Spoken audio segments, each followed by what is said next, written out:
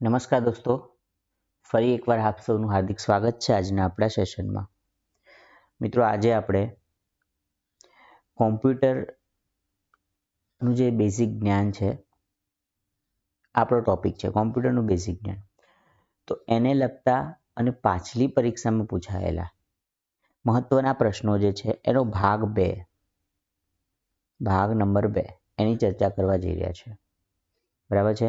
આ જે લેક્ચર છે એનું મટીરિયલ એટલે કે એની PDF ફાઇલ તમને મેળવવી હોય તો તમારે આપણી જે ટેલિગ્રામ ચેનલ છે રામ એકેડમી એની ઉપર શું કરવાનું છે? જોઈન કરવાનું છે.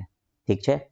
તો ભાગ 1 જે છે, ભાગ 1નું જે મટીરિયલ છે એ મેં ચેનલ ઉપર ઓલરેડી મોકલી દીધેલું છે. ભાગ 2નું મટીરિયલ મેળવવા માટે તમારે આપણી જે ચેનલ છે એને જોઈન કરવાની છે અને એની અંદર આ જે આપણી જે આજના જે કોઈ પ્રશ્નો છે એની PDF તમને એમાં રેડીમેડ મળી જશે.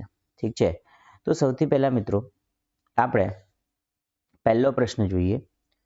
ફર્સ્ટ ક્વેશ્ચન શું કહે છે આપણને કે MS વર્ડ જે છે એ MS word means what does the term font weight. હવે MS વર્ડ જે છે ને એ તમને પહેલાં ખબર હોવી જોઈએ કે આ શું છે. તો આની અંદર એક આ પ્રકારનું એક પેજ ખુલે છે, એક ડોક્યુમેન્ટ છે. એમાં એક ડોક્યુમેન્ટ બને છે. એની અંદર તમે કોઈ નોટ્સ લખવા હોય, કોઈ દાખલા ગણવા હોય, કોઈ ચોપડી લખવી હોય, ધારો કે બુક્સ લખવી હોય, તો એ વસ્તુ જે છે એને તમે આની અંદર શું કરી શકો છો? લખી શકો છો. બરાબર. ગુજરાતીમાં લખી શકો છો, હિન્દીમાં લખી શકો છો, ઇંગ્લિશમાં લખી શકો છો. દેટ મીન્સ આ એક પ્રકારની શું છે? ડોક્યુમેન્ટ ફાઇલ બનાવી આપે છે. અને તો ડોક્યુમેન્ટ ફાઇલ જે છે બનાવી આપવા માટેનું સોફ્ટવેર છે MS વર્ડ. તો MS વર્ડ જે છે એની અંદર જે શબ્દો લખીએ છીએ આપણે, હે ને, શબ્દ અથવા અક્ષર, એને કહેવામાં આવે છે ફન્ટ. શું કહેવાય છે? ફન્ટ. તો ફન્ટ જે છે એટલે કે જે અક્ષર છે અથવા જે શબ્દ છે એનો વેઇટ એટલે આમ ગુજરાતીમાં જોવા જઈએ તો વજન થાય. પણ આપણને એવું પૂછવું છે કે MS વર્ડની અંદર આ જે ટર્મ છે શું છે? Font weight. એટલે ફન્ટનો જે વેઇટ છે એનો અર્થ શું થાય? એનો અર્થ શું થાય છે? તો શું આ જે ફન્ટનો વેઇટ જે છે એ ફન્ટની સ્ટાઇલ બતાવે છે? એટલે ફન્ટ આમ આડા લખાઈ રહ્યા છે કે કોઈ સ્ટાઇલિશ રીતે લખાઈ રહ્યા છે, હે ને, એવું કંઈક બતાવે છે? કે પછી એનો કલર બતાવે છે? કે પછી બે શબ્દો વચ્ચેની જગ્યા બતાવે છે? કે પછી એની થિકનેસ એટલે કે એની જાડાઈ બતાવે છે? બરાબર ને. તો મિત્રો જે ફન્ટ વેઇટ જે છે ને એ શું બતાવે છે? તમારો જે ફન્ટ એટલે કે તમે શબ્દ લખી રહ્યા છો અને વર્ડની અંદર એની શું બતાવે છે? જાડાઈ બતાવે છે. એટલે આન્સર શું આવે છે આપણો? ડી. દેખો, શબ્દોની વચ્ચેનું સ્પેસિંગ તો બતાવવાનું નથી, કલર પણ બતાવવાનું નથી અને સ્ટાઇલ પણ બતાવવાનું નથી. સિમ્પલ સી વાત છે. જાડાઈ એટલે કે ફન્ટનો વજન ક્યારે વધે? તો જ્યારે એની જાડાઈ વધશે ત્યારે. એટલે કે થિકનેસ ઇંગ્લિશમાં શું કહેવાય? ગુજરાતીમાં શું કહેવાય? જાડાઈ કહેવાય છે. તો ફન્ટની શું બતાવે છે? જાડાઈ બતાવે છે. બરાબર છે. બીજો પ્રશ્ન જોઈએ. બીજો પ્રશ્ન શું કહે છે કે how can a computer virus affect a systems functionality. System એટલે આપણી જે સિસ્ટમ છે, કોમ્પ્યુટર સિસ્ટમ, એની જે ફંક્શનાલિટી એટલે કાર્ય જે કરે છે એને કોમ્પ્યુટરની અંદર વાયરસ કેવી રીતે ઇફેક્ટ કરે છે? દેખો, તો બાય એક્સલરેટિંગ સિસ્ટમ બૂટ ટાઈમ. એટલે સિસ્ટમ બૂટ ટાઈમ એટલે સિસ્ટમ એટલે કોમ્પ્યુટરને ચાલુ અથવા એમ કહો કે રિસ્ટાર્ટ. તો રિસ્ટાર્ટ કરવાનો જે ટાઈમ છે એને શું કરવાનું? એક્સલરેટિંગ એટલે વધારીને. તો કે નો. પછી બાય ઓપ્ટિમાઇઝિંગ ધ સિસ્ટમ અપડેટ્સ. જે સિસ્ટમ જે છે, જેમાં આપણા મોબાઈલની અંદર વર્ઝન આવે છે એને આપણે અપડેટ કરીએ છીએ ને, તો એ રીતે શું એને જે મોબાઈલની અંદર જે આપણા જે કોમ્પ્યુટરની અંદર જે અપડેટ આવે છે એને ઓપ્ટિમાઇઝ કરીને. તો કે નો. પછી શું કહે છે? The causing software to malfunction or crash. Yes, આવી શકે છે. દેખો, ચોથો ઓપ્શન જોઈએ. By improving the hardware of performance. Performance શું છે? હાર્ડવેર એટલે શું? એટલે આપણે જેટલી પણ વસ્તુ બહારથી યુઝ કરીએ છીએ ને, જેમ કે આપણું જે CPU છે, આપણું જે સ્ક્રીન છે, માઉસ છે, કીબોર્ડ છે, આ બધી જ વસ્તુ શામાં આવે છે? કીબોર્ડ. આ બધી જ વસ્તુ શામાં આવશે? હાર્ડવેરમાં આવે છે. અને સોફ્ટવેરની અંદર શું આવે છે? સોફ્ટવેર. તો સોફ્ટવેરની અંદર જેટલી પણ વસ્તુઓનો ઉપયોગ આપણે એને અંદરથી કાર્યરત કરવા મળે, જેમ કે MS વર્ડ છે, પછી એક્સેલ છે, હા ને, MS વર્ડ, એક્સેલ, પછી કહી શકીએ આપણે કે જુદા જુદા સોફ્ટવેર છે જેમ કે ફોટોશોપ છે, જેની અંદર આપણે ફોટો બનાવીએ છીએ, બરાબર. પેઇન્ટ પ્રોગ્રામ છે, આ બધા સોફ્ટવેર કહેવાય. જ્યારે આપણું જે પ્રિન્ટર છે, સ્કેનર છે, માઉસ છે, પછી કીબોર્ડ છે, અને સ્ક્રીન છે, આપણી CPU છે, આ બધી વસ્તુ જે છે એને આપણે હાર્ડવેર કહીએ છીએ. એટલે એ વસ્તુ કે જેને આપણે અડી શકીએ, ટચ કરી શકીએ એને આપણે હાર્ડવેર કહીએ છીએ. ને એ વસ્તુ જેને આપણે અડી નથી શકતા, ટચ નથી કરી શકતા એને આપણે સોફ્ટવેર કહીએ છીએ. તો શું વાયરસ જે છે એનાથી હાર્ડવેરના પરફોર્મન્સ ઉપર પણ નુકસાન થાય છે? નો, આ પણ ખોટી વાત છે, આ પણ ખોટી વાત છે, અને આ પણ ખોટી વાત છે. શું કહેવામાં આવે છે? By causing the software to malfunction. એટલે કે જે સોફ્ટવેર અંદર કામ કરી રહ્યા છે તો સોફ્ટવેરને ઇફેક્ટ કરે છે. સોફ્ટવેર જે છે એ પ્રોપર કામ કરવાનું શું કરી દે છે? બંધ કરી દે છે. અથવા એને ઇંગ્લિશ ભાષામાં કહીએ તો એ ક્રેશ થઈ જાય છે ને. ઘણીવાર આપણે કહીએ છીએ ને કે આપણી ફાઇલ ક્રેશ થઈ ગઈ છે. તો ક્રેશ થઈ ગઈ છે એનો અર્થ એ કે અમારું જે સોફ્ટવેર જે છે જેનો આપણે ઉપયોગ કરી રહ્યા છે એ કામ કરવાનું બંધ કરી રહ્યું છે. તો એ કામ કરવાનું બંધ કરે છે, કોણ અસર કરે છે એને? વાયરસ ઇફેક્ટ કરે છે. ઠીક છે, તેનો સાચો આન્સર શું આવશે? સી. ત્યારબાદ જોઈએ કે નેક્સ્ટ ક્વેશ્ચન ત્રીજો, IBM એટલે શું છે? મિત્રો, જેટલા પણ ફૂલ ફોર્મ આવશે ને એ ફૂલ ફોર્મ જે છે તમારે યાદ જ રાખવાના હોય છે. એની કોઈ ટ્રીક કે એની કોઈ સમજૂતી નથી હોતી.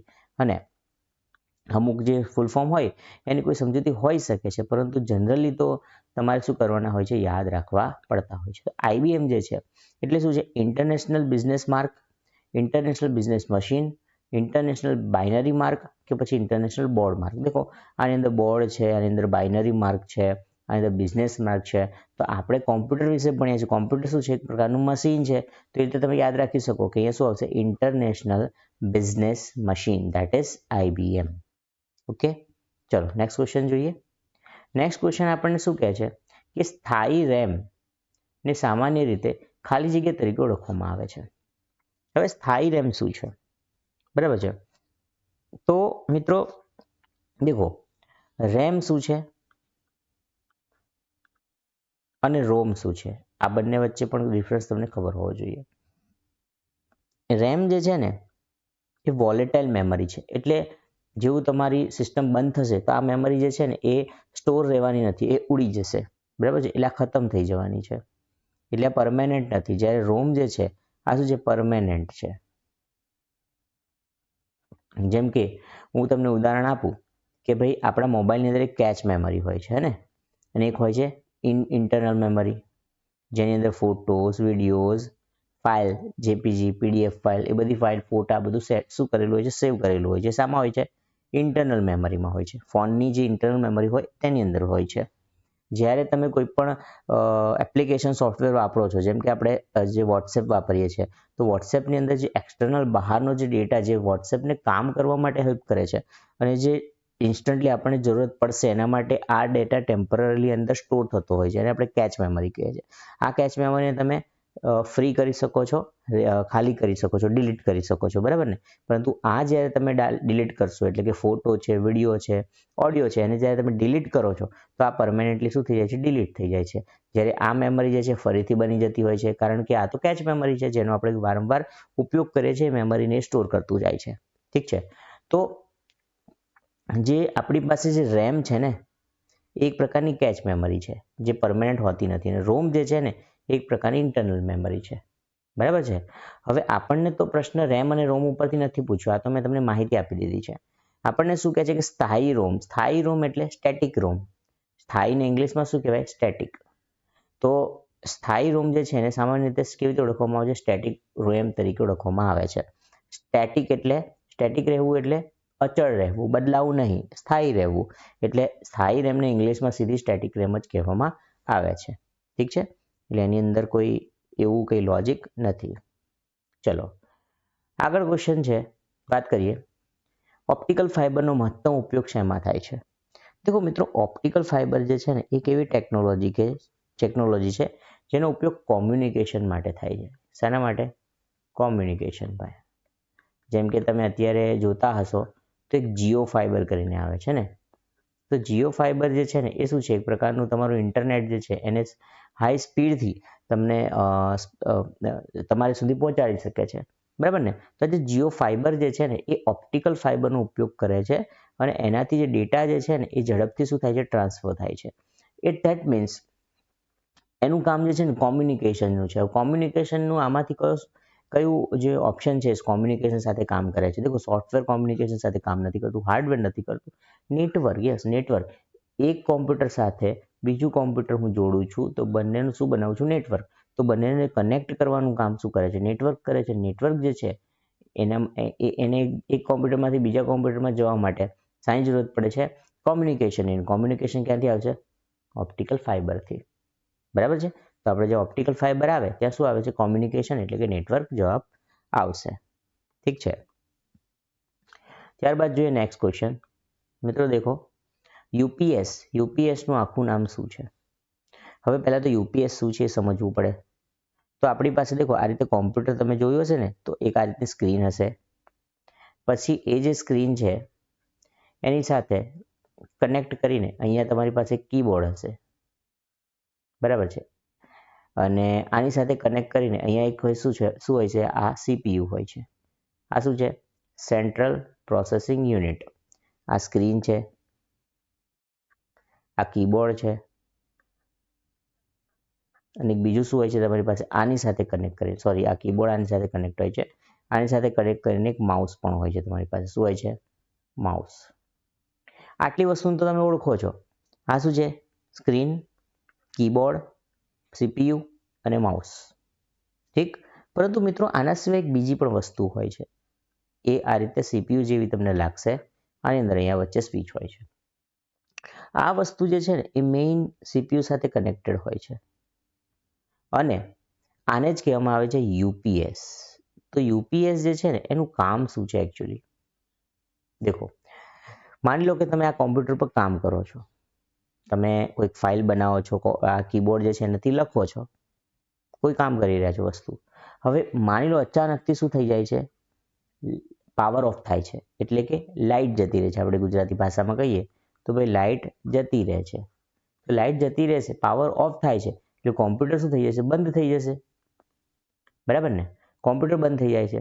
તો એવું બની શકે કે જ્યારે લાઇટ જતી રહે છે, પાવર ઓફ થઈ જાય છે, ત્યારે કોમ્પ્યુટર બંધ થઈ જવાથી તમે જે ફાઇલ બનાવી રહ્યા હતા, જેની પર કામ કરી રહ્યા હતા, કામ કરવામાં તમે ફાઇલને સેવ કરવાનું ભૂલી ગયા છો. હે ને? ફાઇલને સેવ કરી નથી, તો કોમ્પ્યુટર તો બંધ થઈ ગયું છે. તો કોમ્પ્યુટર બંધ થઈ જવાથી તમારી બનાવેલી આખી મહેનત વેસ્ટ થઈ જાય છે. કારણ કે તમે જે કામ છે એને શું ના કરી શક્યા? સેવ ના કરી શક્યા. અચાનકથી કોમ્પ્યુટર શું થઈ ગયું? બંધ થઈ ગયું. બરાબર છે? પરંતુ આ જે યુપીએસ છે, યુપીએસ લગાવો તમે, એટલે કે અહીંયા જે બોક્સ છે, આ યુપીએસને તમે લગાવી દેશો તો શું થાય છે કે આ યુપીએસ જે છે ને એ અમુક સમય સુધી તમારા કોમ્પ્યુટરને વીજળીના જતા રહ્યા પછી, એટલે કે લાઇટ જતી રહે છે તો પણ અમુક સમય સુધી તમારું જે કોમ્પ્યુટર છે ને ચલાવી આપે છે. એને કહેવામાં આવે છે યુપીએસ. સમજાય છે? એટલે કે તમને જેવી લાઇટ જતી રહેશે તો આની અંદર બીપ સાઉન્ડ આવવા લાગે છે. શામાં? યુપીએસમાં. એટલે તમને ખ્યાલ આવી જાય કે લાઇટ તો જતી રહી છે, મારું કોમ્પ્યુટર યુપીએસ ઉપર ચાલુ છે. હને? તો એટલા માટે જે ફાઇલ મેં કામ કર્યું છે એને હું સેવ કરી લઉં. એટલે તમને સેવ કરવા માટેનો સમય આપે છે અને થોડુંક એક્સ્ટ્રા કામ કરવું હોય તો એ પણ સમય કોણ આપે છે? યુપીએસ આપે છે. બરાબર? તો એટલા માટે તમે વિચારો કે તમારું જે કામ જે છે એ ઇન્ટરપ્ટ ના થાય ને, ઇન્ટરપ્ટ ના થાય.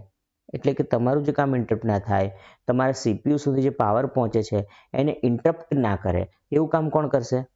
યુપીએસ કરશે. ઇન્ટરપ્ટ કરવું એટલે રોકવું. હે? તો અનઇન્ટરપ્ટ એટલે ના રોકવું.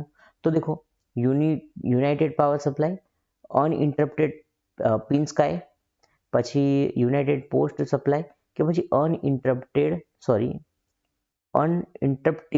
Power supply. તો યસ, અનઇન્ટરપ્ટિબલ પાવર સપ્લાય એટલે કન્ટિન્યુઅસ પાવર સપ્લાય આવવા દે છે, ઇન્ટરપ્ટ કરતું નથી. એટલે જવાબ શું આવે છે? ડી રાઇટ આન્સર છે આપણો. બરાબર છે? દેખો, ઓપ્શન ઇંગ્લિશમાં જ લખ્યા છે મેં, કારણ કે મિત્રો આ ઓપ્શનને ગુજરાતીમાં લખીશું તો એને વાંચવામાં અટપટા થઈ જાય છે. બરાબર ને? એના કરતાં આપણે ઇંગ્લિશમાં લખીએ, અને અગર પરીક્ષામાં આવશે તો પણ ઇંગ્લિશમાં આવવાના છે. બરાબર છે? તો અનઇન્ટરપ્ટિબલ પાવર સપ્લાય એટલે કે યુપીએસનું પૂરું નામ શું છે? અનઇન્ટરપ્ટિબલ પાવર સપ્લાય. એટલે પાવર જે છે એ જે સપ્લાય કરીએ છીએ આપણે સીપીયુમાંથી જ પછી આગળ જવાનો છે. તો સીપીયુમાં આપણે જે પાવર સપ્લાય કરીએ છીએ એને ઇન્ટરપ્ટ કરતો નથી, એટલે ઇન્ટરપ્ટ થવા દેતો નથી. લાઇટ જતી રહે તો પણ એને કહેવામાં આવે છે યુપીએસ, એટલે કે અનઇન્ટરપ્ટિબલ પાવર સપ્લાય. ઓકે, ચલો મૂવ કરીશું next question. Yes, 7th question. નીચેના પૈકી નાનામાં નાનો યુનિટ કયો છે? એટલે કે નાનામાં નાનો યુનિટ એટલે કે એકમ. બરાબર ને. એકમ એટલે કોમ્પ્યુટર જે છે ને એ માહિતી સેવ તો કરશે ને. કોમ્પ્યુટર શું કરશે? માહિતી સેવ તો કરશે ને. તો એને સેવ કરવા માટે એ કંઈક જગ્યા રોકશે, બરાબર ને. જેમ કે આપણા મોબાઈલમાં એક ફોટો પાડીએ આપણે અત્યારના લેટેસ્ટ મોબાઈલમાં, તો એ 4 MB નો આવે છે. 4 MB, 5 MB, 3 MB. તો એણે આટલી જગ્યા રોકી. હવે તમને MBમાં તો ખબર પડશે કે ભાઈ કેટલી જગ્યા થઈ. ઓકે, તો એવો નાનામાં નાનો ફોટો એટલે કે એવી નાનામાં નાની કેટલી સાઇઝમાં સેવ કરી શકે છે એ આ પ્રશ્ન કહેવામાં આવે છે કે નીચેમાંથી નાનામાં નાનો એકમ કયો છે, નાનામાં નાનો યુનિટ કયો છે. તમને એમ થશે કે ભાઈ કેબી ને, તમે જોયું હશે 2 KB, 3 KB, 5 KB નો ફોટો હોય છે. MB તો મોટી સાઇઝ છે, તમને ખબર પડી જ જશે. કેબી જે છે એ એનાથી નાની સાઇઝ છે એટલે તમને ખબર પડશે, પણ બીટ અને બાઇટમાં ખબર નહીં પડે, બરાબર ને. બીટ અને બાઇટમાં ખબર પડવાની નથી. તો મિત્રો સૌથી નાનામાં નાનો જે યુનિટ છે ને એ આવે છે બીટ. બીટ જે છે ને એવા 8 બીટ જ્યારે ભેગા થશે, કેટલા? 8 બીટ. જ્યારે 8 બીટ ભેગા થશે એટલે 1 બાઇટ બને છે. લખ્યું છે મેં, 1 બાઇટ બરાબર 8 બીટ. તો જ્યારે 8 બીટ ભેગા થશે એટલે 1 બાઇટ બને છે, બરાબર. અને જ્યારે એવા 1024 બાઇટ ભેગા થાય છે તમારું, ત્યારે 1 KB બને છે, કિલોબાઇટ બને છે. પછી એવા 1024 એ શું બને છે? કિલોબાઇટ બને, ત્યારે 1 મેગાબાઇટ બને છે, બરાબર ને. આ રિલેશન આગળ આવશે, હું તમને બતાવીશ. પણ આપણો જે અત્યારે નાનામાં નાનો યુનિટ જે છે કયો છે? શું છે? બીટ છે. બાઇટ નથી, બીટ છે. કારણ કે 8 બીટ જ્યારે ભેગા થાય છે ત્યારે 1 બાઇટ બને છે. ઓકે, આ યાદ રાખવાનું છે. ચલો નેક્સ્ટ ક્વેશ્ચન. લેઝર પ્રિન્ટરની અંદર અક્ષરો છાપવા માટે વપરાતો પાવડર જો પદાર્થ એને સંગ્રહ કરતું યુનિટ એને શું કહેવામાં આવે છે? આપણી પાસે પ્રિન્ટર છે મિત્રો, તો પ્રિન્ટર જે છે એ શું કરવાનું છે? પ્રિન્ટ કાઢવાનું છે, બરાબર છે. અહીંયાથી પેપર જશે, ઉપરના ભાગમાંથી પેપર બહાર તરફ આવે છે. ઓકે, તો પ્રિન્ટર જે છે ને એની અંદર તમે ઘણીવાર સાંભળ્યું હશે કે ભાઈ એનું ટોનર બગડી ગઈ છે, તો એની ટોનરને રિફિલ કરાવવાની છે, બરાબર ને. જેને આપણે ઇંગ્લિશમાં કાર્ટ્રેજ કહીએ છીએ. શું કહીએ છીએ? કાર્ટ્રેજ કહીએ છીએ. આ કાર્ટ્રેજને આપણે રિફિલ કરાય છે એટલે એનો જે પાવડર જે હોય છે ને એ ખતમ થઈ જાય છે, તો પાવડરને ફરીથી રિફિલ કરાવવો પડે છે, બરાબર. તો એનો જે રાઈટ આન્સર છે એ ટોનર છે. દેખો, હેમર આવવાનું નથી, પ્રિન્ટ હેડ આવવાનું નથી, અને ડિસ્પ્લે ટર્મિનલ આવવાનું નથી. એટલે ઓબ્વિયસલી વાત છે કે જવાબ તો ટોનર જ આવવાનો છે. ઓકે, જે લોકો પ્રિન્ટર સાથે કામ કર્યું હશે એ લોકો ટોનર સાથે શું હશે?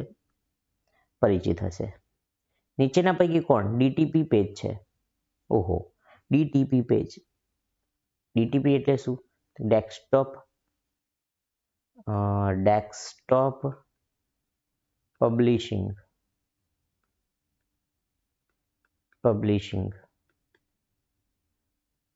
બરાબર ને. ડેસ્કટોપ પબ્લિશિંગ એટલે શું? તો મિત્રો જ્યારે તમે જોયું હશે કે મોટી મોટી એડવર્ટાઇઝમેન્ટ થતી હોય ને, તો મોટા મોટા બેનર છાપાઈએ છીએ આપણે, હે ને. જે મોટી મોટી કંપનીવાળા જે છે, અથવા રોડ ઉપર, અથવા આપણા જે PM છે નરેન્દ્ર મોદી, એમના મોટા મોટા બેનર્સ તમે જોયા હશે ને. તો આ મોટા મોટા બેનર્સ જે છે આ માર્કેટિંગ માટે વપરાય છે, અને કોઈ પણ કંપનીનું એડવર્ટાઇઝમેન્ટ, કોઈ દવાનું એડવર્ટાઇઝમેન્ટ છે, કોઈ પ્રોડક્ટનું એડવર્ટાઇઝમેન્ટ છે, એના માટે આપણે મોટા મોટા બેનર બનાવીએ છીએ. એ જે બેનર બનાવીએ છીએ ને એને આપણે કહીએ છીએ ડેસ્કટોપ પબ્લિશિંગ. એનું ડિઝાઇન કરીને એને આપણે પબ્લિશિંગ તો કરીશું ને, મોટી પ્રિન્ટ કાઢીશું. તો એ ડિઝાઇન કરવા માટે અને શાનો ઉપયોગ થાય છે? શું એક્સેલમાં થશે? નો. એક્સેલમાં તો આપણે ડેટા જે છે ને એને ઇન્ટરપ્રેટ કરીએ છીએ. પછી SPSS નહીં આવે. વર્ડ પણ નહીં આવે. વર્ડમાં તો આપણે ચોપડી લખી શકીએ, સૂત્રો લખી શકીએ, માહિતી લખી શકીએ છીએ, બરાબર ને. એટલે આ 3 વસ્તુ જે છે તો ડેટા માટે ઉપયોગમાં લેવામાં આવે છે. જ્યારે પેજ મેકર જે છે આ એક એપ્લિકેશન છે જેની અંદર તમે ડિઝાઇન કરી શકો છો. એટલે તમારે કેવું પેજ બનાવવું છે એની ડિઝાઇન કરીને પછી એને શું કરીશું? આપણે પબ્લિશ કરીએ છીએ, એટલે એની આખી પ્રિન્ટ કાઢીએ છીએ અને મોટી પ્રિન્ટ કાઢીએ છીએ. ઓકે, તો એટલા માટે જવાબ શું આવશે આપણો? Page maker. ચલો નેક્સ્ટ ક્વેશ્ચન શું છે કે ભાઈ ડિસ્ક અથવા કોમ્પ્યુટર એને ફોર્મેટ કરવાથી શું થશે? હવે આપણે જાણીએ છીએ કે ઘણી વખત આપણે છે ને અમુક પ્રોબ્લેમ થયો હોય કોમ્પ્યુટરમાં, એ વર્ક ના કરતું હોય તો ફૂલ થઈ ગયું હોય તો આપણે શું આપીએ છીએ? ફોર્મેટ આપીએ છીએ. ફોર્મેટ આપીએ ને એટલે શું થશે કે આપણી જે બધી જ માહિતી હોય કોમ્પ્યુટરની અંદર સંગ્રહ થયેલી બધી જ માહિતી જે છે ને એ શું થઈ જાય છે? ડિલીટ થઈ જાય છે, એટલે આખી શૂન્ય થઈ જાય છે, બધું સાફ થઈ જાય છે, ક્લીન થઈ જાય છે. જેમ આપણે ઘર સાફ કરીએ છીએ એ રીતે તમે ફોર્મેટ કરશો તો ફોર્મેટ કરવાથી દેખો બધી નકામી વસ્તુ ભૂજાઈ જશે નહીં, બધી જ માહિતી નકલ થઈ જાય છે? નો. બધી જ માહિતી જે છે એની નકલ થાય છે? નો. નકામી માહિતીની નકલ થાય છે? નો. ભાઈ બધી જ માહિતી છે, બધી જ માહિતી શું થઈ જાય છે? ભૂસાઈ જાય છે. એટલે આપણો રાઈટ આન્સર શું છે? બી, કે ભાઈ બધી જ માહિતી શું થવાની છે? ભૂસાઈ જવાની છે. બરાબર ને? ચલો નેક્સ્ટ ક્વેશ્ચન જોઈએ. મેં હમણાં તમને વાત કરતો હતો ને આ ક્વેશ્ચનની, એ ક્વેશ્ચન આવી ચૂક્યો છે કે ભાઈ 1 કિલોબાઇટ છે એટલે કે 1 KB છે એટલે કેટલા બાઇટ થશે? આ જ ક્વેશ્ચન આપણે હમણાં જોતા હતા. હવે અહીંયા તમને એવું કન્ફ્યુઝન થશે કે ભાઈ 1000 લખવા કે 1024 લખવા. આ બંને તો તમે ના જ પાડી દેવાના છો કે આ થવાનું નથી. પરંતુ અહીંયા મેં એક ટેબલ મૂકેલું છે મિત્રો, અને આ બાઇનરી સિસ્ટમમાં આ ટેબલ છે. કઈ સિસ્ટમમાં છે? બાઇનરી સિસ્ટમમાં. એની અંદર તમે અહીંયા જોશો ને તો 1024 KB, 1024 KB છે ને એ શું થઈ જાય છે? 1 કિલોબાઇટ કહેવામાં આવે છે. 1 કિલોબાઇટ કહેવામાં આવે છે. બરાબર? તો અહીંયા જે રાઈટ આન્સર છે ને બાઇનરીમાં લખવાનો છે એટલે 1024 આવશે. શું આવશે? 1024.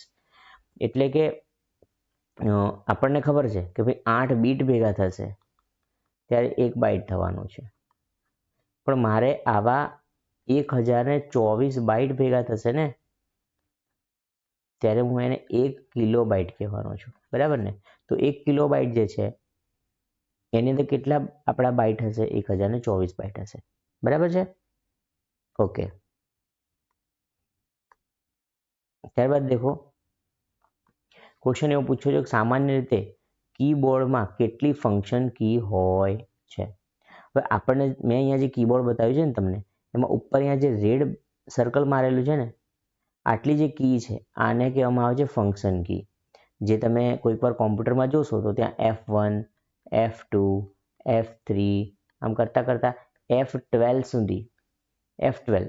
સુધી તમને ઉપર અહીંયા કી આપેલી હોય છે ને, અને જુદી જુદી કીનો ઉપયોગ જુદો જુદો હોય છે. બરાબર છે? આ બધી શોર્ટકટ કી હોય છે જેનું એક પર્ટિક્યુલર ફંક્શન હોય છે, એ એક પર્ટિક્યુલર કામ કરે છે, એટલા માટે એને શું કહેવામાં આવે છે? ફંક્શન કી કહેવામાં આવે છે. તો આ જે ફંક્શન કી જે છે એ ટોટલ કેટલી હોય છે? આપણને પ્રશ્ન પૂછ્યો છે. તો અહીંયા F12 સુધી હોય છે એટલે ટોટલ કેટલી કી હોય છે? 12 કીઝ હોય છે. ઓકે. તમે કોઈક વાર કોમ્પ્યુટર ખોલો અથવા તમારી પાસે કોમ્પ્યુટર હોય અથવા કોઈ સાયબર કેફેમાં કે કોઈ પણ જગ્યાએ તમે કોમ્પ્યુટર જોયું હોય તો અહીંયા ઓબ્ઝર્વ કરજો કે તમારી પાસે ઉપર કેટલી ફંક્શન કીઝ આપેલી છે. ઓકે.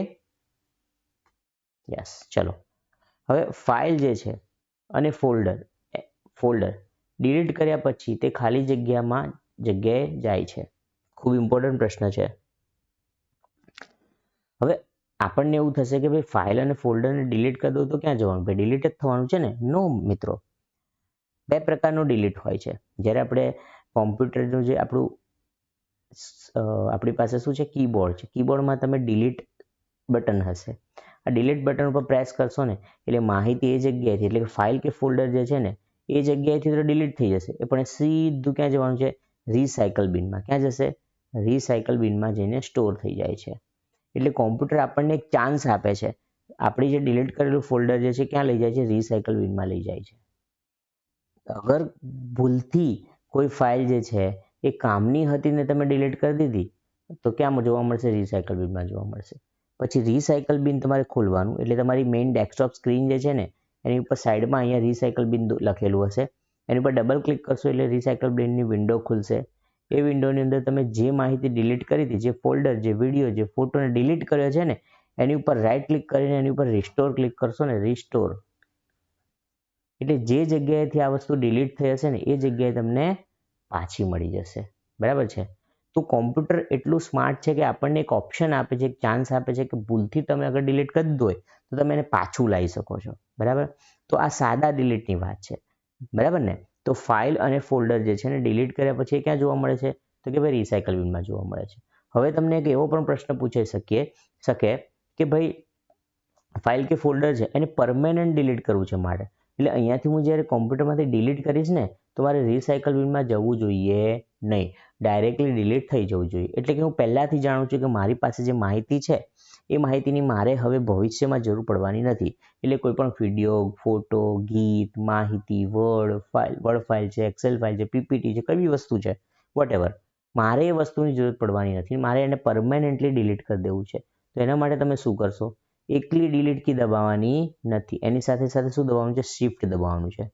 બરાબર ને? તમે શિફ્ટ અને ડિલીટ કી આ બંનેને જ્યારે દબાવશો એટલે ફોલ્ડર જે છે ને એ તો ડિલીટ થઈ જશે, પણ ડિલીટ થઈને રિસાયકલ બિનમાં સ્ટોર થવાનું નથી. એ ડાયરેક્ટ મેમરીમાંથી ડિલીટ થઈ જાય છે, એટલે પાછું તમને મળવાનું નથી, રિસ્ટોર થઈ શકશે નહીં. બરાબર છે?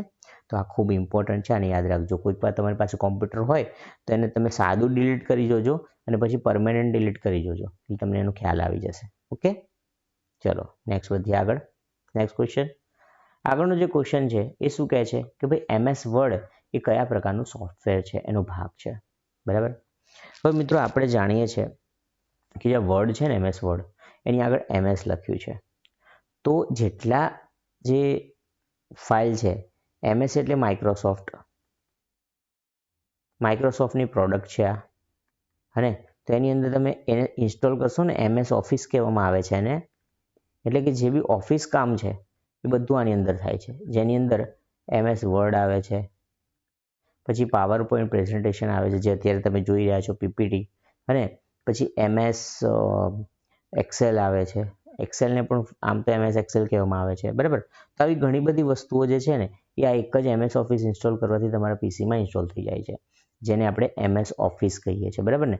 આ MS ઓફિસ ઇન્સ્ટોલ કરશો તેની અંદર MS વર્ડ આવી જાય છે. બરાબર ને? તો MS વર્ડ જે છે કયા સોફ્ટવેરનો ભાગ છે? MS ઓફિસનો ભાગ છે. MS વિન્ડોઝનો ભાગ નથી. વિન્ડોઝ થોડી હોય છે, અને એ અને બી બંને તો આવવાના જ નથી. This is wrong, this is also wrong. તો શું આવશે? MS office. બરાબર છે?